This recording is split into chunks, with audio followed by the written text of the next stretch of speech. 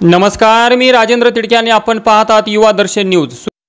यावर्षी मे महिन्यातच पुरेशा प्रमाणात पाऊस पडल्यामुळे बीड शहरापासून जवळच असलेले बिंदुसरा धरण आणि त्याजवळच असलेला कपिलधार धबधबा देखील ओसंडून वाहत आहे।